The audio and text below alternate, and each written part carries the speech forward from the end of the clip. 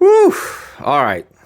So I'm doing this video because I was at SEMA a couple months ago, and that 21-year-old dude was like, well, he answered a question. He was like, how long did it take you to do the 8-in-1 exhaust?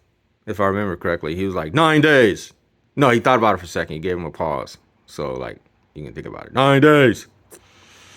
After an entire build, it's like, do you keep track of how long it takes you to do different things? And I called bullshit. So anyway, I was thinking about that as I was working on my front clip, because I have been working on this now because I'm in the moment and I know, hold on a second, because we're a couple of days off Christmas. I'm thinking I probably got like 6 days or something like that just on half of this front clip and sanding it and getting everything all stupid, like lined up.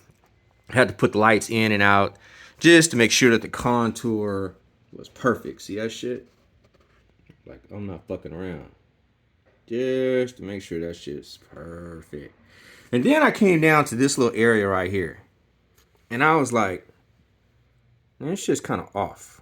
Yeah, see if I can focus in. Right there. This shit's kind of off. And I'm like, should I sand that down to make it like perfectly contoured, or should I leave it like contoured for the body and then the lights here? Because ain't nobody gonna see that. I mean, obviously from here you ain't gonna see it.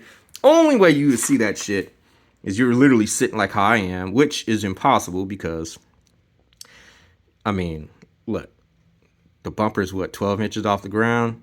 And so you'd have to be on your knees looking at it like that.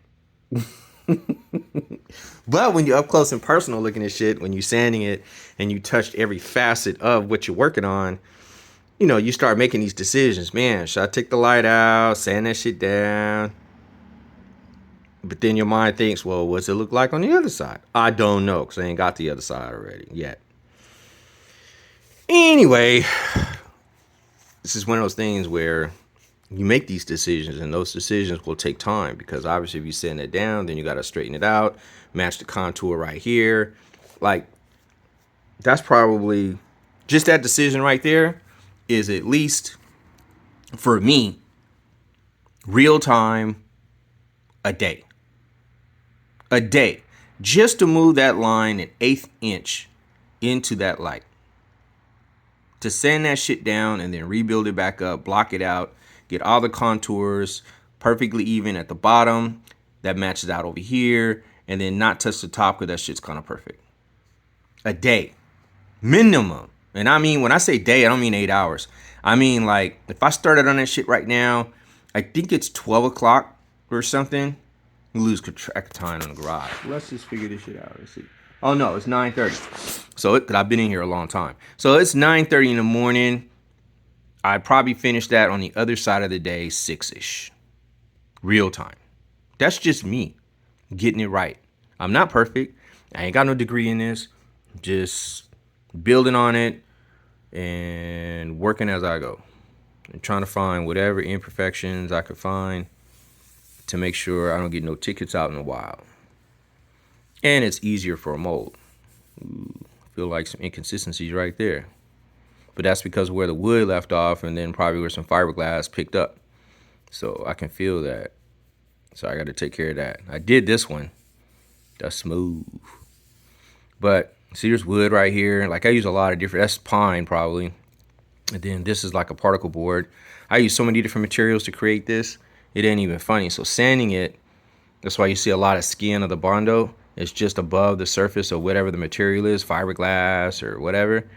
Like, because of different tolerances. So when you're sanding it, right here is hard. Right here, that's primer, and then that's Bondo. So this is going to move a lot faster than this would.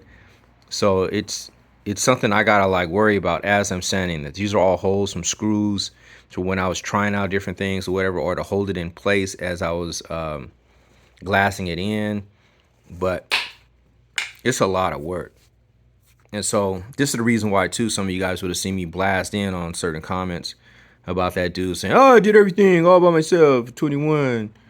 And Every facet of it, paint, body, frame, this, that. There's no way. There's no way. And get it perfect and dead on, semen ready? Nah. Not buying that shit for a second. I know what it takes to get down and trial and error, seeing things, redo. Man, I've been on this kit 2.5 years, man. 3 years.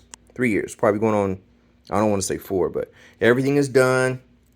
Now all the rear quarter, the side skirt. I redid this whole side skirt actually, but it's all done. That's why it's tucked away under there. Nobody steps on it and messes it up.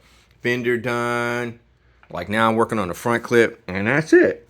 Once I do this, primer everything, and then mold.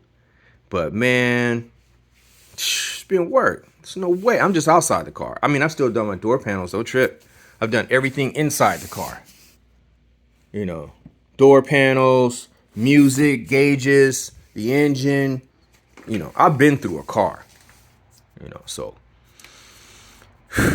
anyway, this whole video is really about that little corner. Decisions. So I'll figure out what it looks like on the other side. But right now, everything is cool. Everything pops out all nice and I mean, it's not snug. I mean, it's tight, you know, but nothing. It just pops out just like how you saw. No warring with it and none of that. Just everything just slides out how it's supposed to be. And to think that I had to create every bit of it, and it's perfect. I like it.